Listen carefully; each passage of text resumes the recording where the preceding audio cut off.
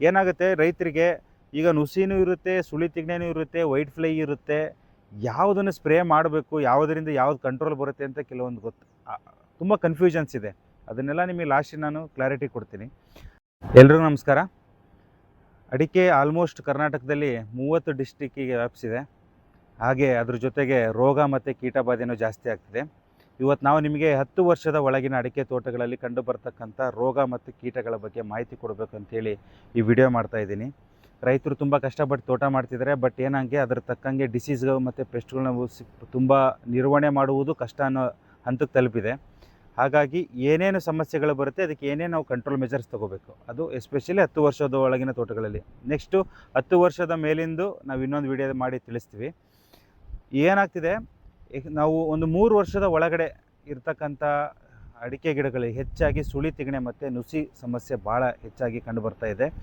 ಅದು ಏನಂದರೆ ಎಸ್ಪೆಷಲಿ ಈ ವೈಟ್ ಮೈಟ್ಸು ಮತ್ತು ರೆಡ್ ಮೈಟ್ಸು ಹಾವಳಿ ಅಂತೂ ತುಂಬ ಜಾಸ್ತಿ ಆಗಿದೆ. ಅದಕ್ಕೆ ಏನೇನು ಹತೋಟಿ ಕ್ರಮಗಳನ್ನು ತಗೋಬೇಕು ಅಂಥೇಳಿ ನಾವು ವಿಡಿಯೋ ಕೊನೆಯಲ್ಲಿ ಯಾವ ಇನ್ಸೆಕ್ಟಿಗೆ ಏನೇನು ಹತೋಟಿ ಕ್ರಮಗಳನ್ನು ತಗೋಬೇಕು ಅಂತೇಳಿ ಕೊನೆಯಲ್ಲಿ ಹೇಳ್ತೀನಿ. ಬಟ್ ಏನೇನು ಸಮಸ್ಯೆಗಳು ಬರ್ತಿದೆ ಅನ್ನೋದು ಮಾತ್ರ ಮೊದಲು ಹೇಳ್ತೀನಿ, ಆಯಿತಾ. ಆಮೇಲೆ 3 ವರ್ಷ 4 ವರ್ಷದ ತೋಟಗಳಲ್ಲಿ 3 ವರ್ಷದಿಂದ ನೆಕ್ಸ್ಟ್ ತೋಟಗಳಲ್ಲಿ ಏನು ಸಮಸ್ಯೆ ಬರ್ತಿದೆ, ಸುಳಿ ತಿಗಣೆ ಜೊತೆಗೆ ಸ್ಕೇಲ್ಸ್ ಕೀಟಬಾಧೆ ಭಾಳ ಹೆಚ್ಚಾಗಿದೆ. ಸ್ಕೇಲ್ಸ್ ಡ್ಯಾಮೇಜ್ ಅದು ಈ ವರ್ಷದಲ್ಲಿ ಮಾತ್ರ ತುಂಬ ಸಿವಿಯರಾಗಿ ಸ್ಪ್ರೆಡ್ ಆಗಿದೆ. ಮಾತ್ರ ಏನಾಗ್ತಿದೆ, ಈ ಸ್ಕೇಲ್ಸ್ ಏನಿದೆಯಲ್ಲ, ಹಿಂಗಾರಲ್ಲೂ ರಸ ಇರುತ್ತೆ, ಎಲೆ ಹಿಂದ್ಗಡೆನೂ ಇರುತ್ತೆ. ಆಮೇಲೆ ನಮ್ಮ ಕಾಂಡದ ಮೇಲೆ ಕೂಡ ಅದರದ್ದು ಡ್ಯಾಮೇಜಸನ್ನು ಶುರು ಮಾಡಿದೆ. ಸೊ ಇದು ಒಂದಲ್ಲ ಒಂದು ರೀತಿ ನಮಗೆ ಇಳುವರಿಯಲ್ಲಿ ತುಂಬ ಕುಂಠಿತ ಆಗುತ್ತೆ. ಇವನ್ನಗಳನ್ನು ನಾವು ಸಮಗ್ರವಾಗಿ ನಿರ್ವಹಣೆ ಮಾಡಲೇಬೇಕು. ಸ್ಪ್ರೇಸ್ ಒಂದೇ ಅಲ್ಲ, ಅದ್ರ ಜೊತೆಗೆ ನಾವು ಹೇಳಿದ್ವಲ್ಲ ಆಲ್ರೆಡಿ, ಹಸಿರೆಲೆ ಗೊಬ್ಬರಗಳನ್ನು, ಈ ಥರದ ತೋಟದ ಆಂತರಿಕ ವಾತಾವರಣವನ್ನು ತಂಪಾಗಿಟ್ಕೊಳೋದು, ಅದನ್ನು ಕಾಪಾಡ್ಕೊಳೋದು ನಮ್ಮ ಕೈಯಲ್ಲಿರುತ್ತೆ. ಅದನ್ನು ನಾವು ಮಾಡಲೇಬೇಕು.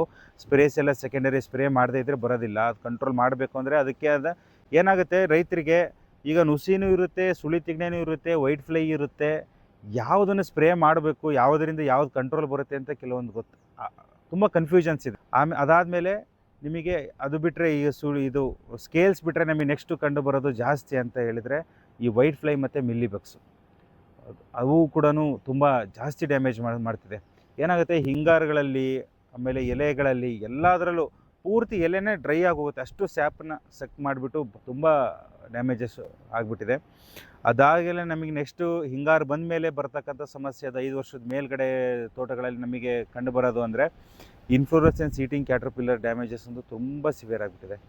ಏನಂದರೆ ನಾವು ಹೇಳ್ತಾನೆ ಇದ್ದೀವಿ ರೈತರಿಗೆ, ಹಿಂಗಾರನ್ನು ಓಪನ್ ಮಾಡಿ ಯಾವುದು ಡ್ಯಾಮೇಜ್ ಆಗಿದೆ ಅದನ್ನು ಐಡೆಂಟಿಫೈ ಮಾಡಿಬಿಟ್ಟು ನೀವು ಅದನ್ನು ತೆಗೆದುಬಿಟ್ಟು ರಿಮೂವ್ ಮಾಡಿಬಿಟ್ಟು ಸ್ಪ್ರೇ ಮಾಡಿರಿ ಅಂತ ಹೇಳ್ತಿದ್ದೀವಿ. ಕೆಲವೊಬ್ಬರು ಅದನ್ನು ಫಾಲೋ ಮಾಡ್ತಿಲ್ಲ.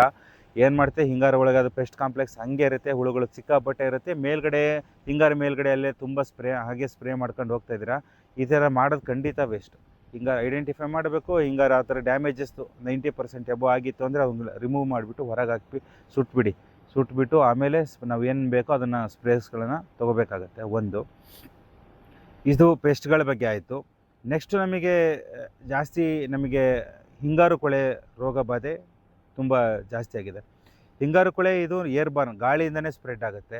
ಇನ್ಫ್ಲೋರೆಸೆನ್ಸ್ ಡೈಬ್ಯಾಕ್ ಅಂತ ಹೇಳಿ ನಾವು ಕರಿತೀವಲ್ಲ ಅದು. ಅದಕ್ಕೆ ಆದ ಅವನ್ನೆಲ್ಲ ನಾವು ಹತೋಟಿ ಮಾಡ್ಕೋಬೋದು. ಅದಕ್ಕೆ ಆದ ಸ್ಪ್ರೇಸ್ಗಳನ್ನು ತೊಗೋಬೇಕಾಗತ್ತೆ. ನಾವು ಈ ತಿಂಗಳಲ್ಲಿ ನಾವು ಒಂದು ಸ್ಪ್ರೇಸ್ ತೊಗೊಳೋದು ಇಂಪಾರ್ಟೆಂಟ್. ಯಾಕೆಂದರೆ ನಿಮ್ಮದೆಲ್ಲ ಕೊಯ್ಲಾಗಿರುತ್ತೆ. ಆ ಕೊಯ್ಲಾದಾಗ ಸ್ವಲ್ಪ ಡ್ಯಾಮೇಜಸ್ ಆಗಿರುತ್ತೆ. ಅವೆಲ್ಲ ಅದರಿಂದ ಮತ್ತೆ ನಮಗೆ ಫಂಗಸ್ ಸ್ಪ್ರೆಡ್ ಆಗೋದನ್ನು ಅವಾಯ್ಡ್ ಮಾಡಲಿಕ್ಕೆ ನಾವೇನು ಮಾಡಬೇಕು, ಒಂದು ಪ್ರಿಕಾಷನರಿ ಸ್ಪ್ರೇ ಈಗ ತೊಗೊಳ್ಳೇಬೇಕಾಗತ್ತೆ. ಅದು ತೊಗೊಂಡ್ರೆ ನೆಕ್ಸ್ಟ್ ಬರ್ತಕ್ಕಂಥ ಫೆಬ್ರವರಿ ಮಾರ್ಚಲ್ಲಿ ಬರ್ತಕ್ಕಂಥ ಹಿಂಗಾರಿಗೆ ಅದರ ಡ್ಯಾಮೇಜಸ್ ಅಂದರೆ ಸ್ಪ್ರೆಡ್ ಆಗೋದನ್ನು ಕಮ್ಮಿ ಮಾಡಲಿಕ್ಕೆ ನಾವು ಈಗಲೇ ಸ್ಪ್ರೇಸ್ ತೊಗೊಳೋದು ತುಂಬ ಇಂಪಾರ್ಟೆಂಟು. ಈಗ ಉದಾಹರಣೆಗೆ ನಿಮಗೆ ಕೆಮಿಕಲ್ ಕಂಟ್ರೋಲ್ ಹೇಳೋದಾದರೆ, ನಿಮಗೆ ನಿಮ್ಮ ತೋಟದಲ್ಲಿ ಅಕಸ್ಮಾತಾಗಿ ಈ ನುಸಿ ಜೊತೆಗೆ ಹಿಂಗಾರುತಿನ ಹುಳು ಜಾಸ್ತಿ ಇತ್ತಂದರೆ ಅಬಾಸಿನ್ ಮತ್ತು ಕ್ಲೋರಾಂಟ್ರಿನ್ ಡಿಪ್ರೋಲ್ ಅಂದರೆ ಕೊರಾಜಿನ್ ಟೆಕ್ನಿಕಲ್ಲು ಮತ್ತು ಅಬಾಸಿನ್ 2 ಕಾಂಬಿನೇಷನ್ ಇರ್ತಕ್ಕಂಥ ಕೆಮಿಕಲ್ಸು ಮಾರ್ಕೆಟಲ್ಲಿದ್ದಾವೆ. ಆ ಥರಗಳನ್ನು ಯೂಸ್ ಮಾಡ್ಬೋದು. ಆಮೇಲೆ ಸ್ಕೇಲ್ಸ್ ಬಾಧೆ ತುಂಬ ಯಥೇಚ್ಛವಾಗಿತ್ತು ಅಂದರೆ ನೀವು ಮೂವೆಂಟೋ ಎನರ್ಜಿ ಅಂತ ಬಾಯರ್ದಿಲ್ಲ, ಅದನ್ನು ಯೂಸ್ ಮಾಡ್ಬೋದು. ಆಮೇಲೆ ಓನ್ಲಿ ನುಸಿ ಅಷ್ಟೇ, ಈಗ ಚಿಕ್ಕ ಗಿಡ ನಮಗೆ ನುಸಿನ ಬಾಧೆನೇ ಜಾಸ್ತಿ ಇದೆ ಅಂತಂದರೆ ನೀವು ಅಮಾಜಿನ್ ಯೂಸ್ ಮಾಡ್ಬೋದು. ಈಗ ಮಹೇಂದ್ರ ಕಂಪ್ನಿದು ಅಸಿಕ್ವಿನಾಸಿಲ್ ಅಂತ ಬಂದಿದೆ, ಅದನ್ನು ಯೂಸ್ ಮಾಡ್ಬೋದು. ಅದಾದಮೇಲೆ ನೀವು ಎಕ್ಸಿಥೈಸಾಕ್ಸ್ ಯೂಸ್ ಮಾಡ್ಬೋದು. ಆಮೇಲೆ ಪ್ರೊಪಗೇಟ್ ಪ್ಲಸ್ ಎಕ್ಸಿಥೈಸಾಕ್ಸ್ ಕಂಟೆಂಟ್ ಇರ್ತಕ್ಕಂಥ ಕಾಂಬಿನೇಷನ್ ಇರ್ತಕ್ಕಂಥದ್ದಿದೆ, ಅದನ್ನು ಯೂಸ್ ಮಾಡ್ಬೋದು. ಹೀಗೆ ಹಲವಾರು ನಿಮ್ಮ ತೋಟದಲ್ಲಿ ಏನು ಪೆಸ್ಟ್ ಕಾಂಪ್ಲೆಕ್ಸ್ ಯಾವುದು ಜಾಸ್ತಿ ಇದೆ ಅದರ ಮೇಲೆ ನೀವು ಹತೋಟಿ ಕ್ರಮಗಳನ್ನು ತಗೋಬೋದು. ಆಮೇಲೆ ನೀವು ಹಿಂಗಾರು ಕೊಳೆಗೆ ಬಂತು ಅಂದರೆ ಹಿಂಗಾರು ಕೊಳೆಗೆ ನೀವು ಮೇನಾಗಿ ಈಗ ಹೆಕ್ಸಾಕೊನಜೋಲ್ ಪ್ಲಸ್ ಮ್ಯಾಂಕೋಸೆಬ್ ಕಾಂಬಿನೇಷನ್ ನಾವು ಕೊಟ್ಟಿರೋದ್ರಲ್ಲಿ ಯಾವುದು ರಿಸಲ್ಟ್ ಚೆನ್ನಾಗಿ ಬಂದಿದೆ ಅದನ್ನು ಮಾತ್ರ ನಿಮ್ಗೆ ಹೇಳ್ತಾ ಇದ್ದೀನಿ.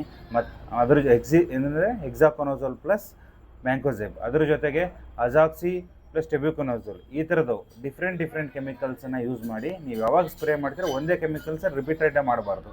ಕೆಮಿಕಲ್ಸ್ಗಳನ್ನು ಚೇಂಜ್ ಮಾಡ್ತಾ ಇದ್ದರೆ ಅದರ ತಕ್ಕಂಗೆ ನಿಮಗೆ ರಿಸಲ್ಟ್ಸ್ ಬರುತ್ತೆ. ಇನ್ನೂ ಹೆಚ್ಚಿನ ಮಾಹಿತಿ ಬೇಕಾದರೆ ನೀವು ನನಗೆ ಸಂಪರ್ಕ ಮಾಡ್ಬೋದು.